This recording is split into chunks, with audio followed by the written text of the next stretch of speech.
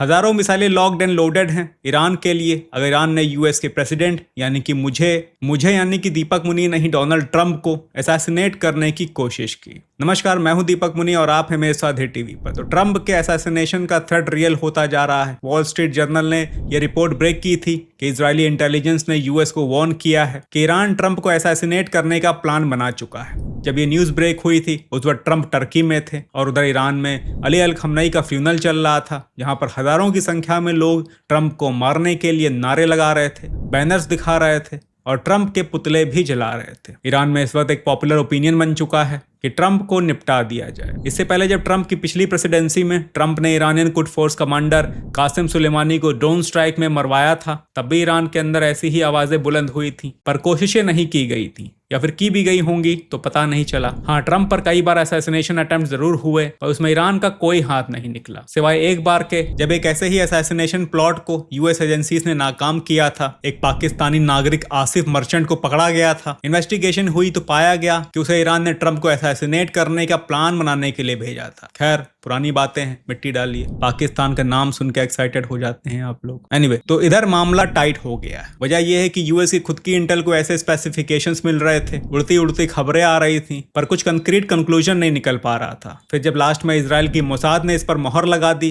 तो मामला सीरियस हो गया। टर्की में ही ट्रंप ने इस बात का जिक्र भी किया। नेटो की मीटिंग के समापन के दौरान ट्रंप ने कहा कि मुझे नंबर 1 होना पसंद है, पर इस वक्त मैं ईरान की किल लिस्ट के नंबर 1 पर हूँ। ईरान कोई भी लिस्ट निकालता है, नंबर 1 पर मेरा नाम ही होता है। पिछली बार की लिस्ट में भी था और इस बार की लिस्ट में भी है। Well, I speak about it a lot because, you know, the life of a president is very dangerous.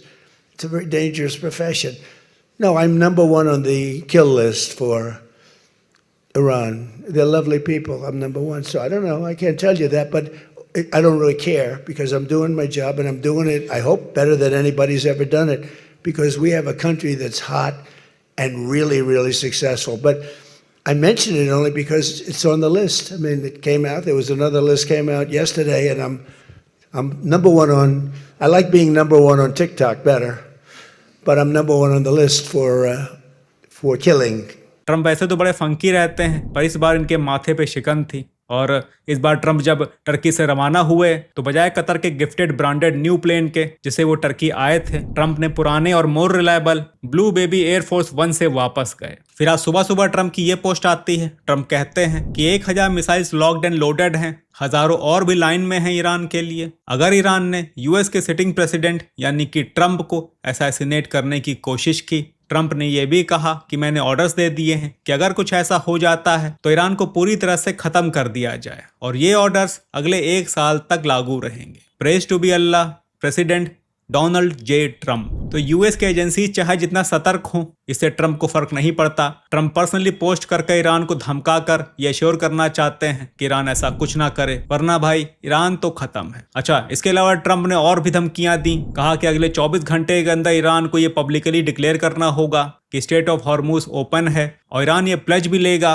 कि वो किसी भी कमर्शियल शिप पर अटैक नहीं करेगा। तब तो मामला ठीक है, वरना ईरान के साथ बहुत बुरा होगा। इधर कुछ सेक्शन ऑफ मीडिया ये भी कह रही है कि ईरान ने यूएस को सॉरी बोला है और कहा है कि वो अटैक्स ईरान में कुछ रेडिकल्स ने करवाए, इसलिए यूएस बातचीत जारी रखे, आगे से ऐसा नहीं होगा, ऐसा कुछ ईरान ने बोला है। खैर, मुझे तो विश्वास नहीं है कि ईरान ऐसा कुछ बोल सकता है, बाकी आपको करना हो तो कर सकते हैं। तो ट्रंप पर असैसिनेशन अटेम्प्ट हो सकता है, ऐसा इजराइल ने बोला है। ट्रंप ने ऑब्वियसली इस बात को सीरियसली भी ले लिया है। ईरान को 24 घंटे का टाइम लाइन भी दिया है। 12 घंटे ऑलरेडी हो चुके हैं, कल सैटरडे है, कुछ हो भी सकता है और नहीं भी। फिलहाल सीज फायर खत्म है और आगे बातचीत के लिए मीडिएटर कतर और पाकिस्तान कोशिशें कर रहे हैं। अगली बातचीत स्विट्जरलैंड में फिर होगी अगर वहां तक नौबत आती है। फिलहाल बीच में अभी सैटरडे और संडे है। और हाँ, ईरान पर जो हाथ साफ करके गया उसका अभी तक कुछ पता नहीं चल पाया है। तो फिलहाल के लिए इतना ही। मिलते हैं अगली वीडियो में और अपडेट्स के साथ।